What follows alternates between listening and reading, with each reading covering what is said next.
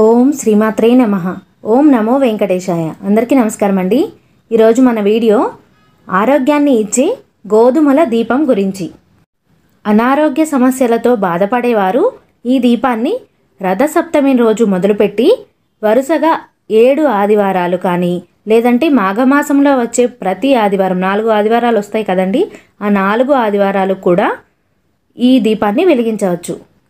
ఇక ఈ దీపాన్ని ఎలా వెలిగించాలి అంటే సూర్యకిరణాలు పడే విధంగా చూసుకొని, అంటే తులసి కోట దగ్గర కావచ్చు, బాల్కనీలో మేడపైన కావచ్చు, మీకు వెసులుబాటు ఉన్న చోట సూర్యకిరణాలు అయితే పడాలి.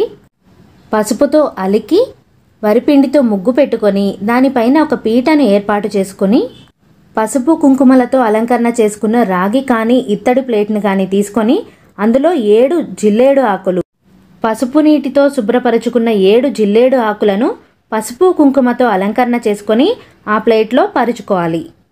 ఆ ఆకులపైన 7 పిడికిళ్ళ గోధుమలను ఉంచాలి.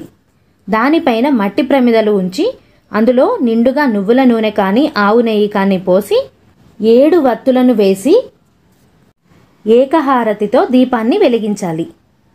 ఇలా వెలిగించిన దీపానికి పసుపు, కుంకుమ, గంధం, అక్షతలు, పుష్పాలు సమర్పించి ధూపం చూపించి నైవేద్యాన్ని సమర్పించాలి. నైవేద్యంగా పరమాన్నాన్ని సమర్పిస్తారు.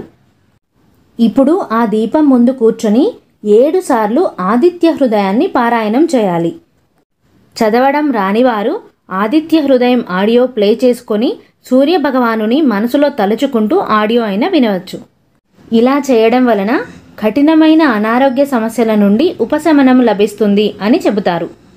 ఈ రోజున, ఈ దీపం వెలిగించిన రోజున నాన్ వెజ్ అయితే తినకూడదండి. దీపం కొండెక్కిన తర్వాత అందులో ఉన్న గోధుమలను తీసి నానబెట్టి గోమాతకి తినిపించవచ్చు.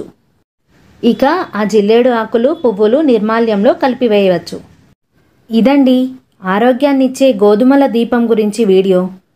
మరొక చక్కని వీడియోతో మళ్ళీ కలుద్దాం. నమస్తే అండి.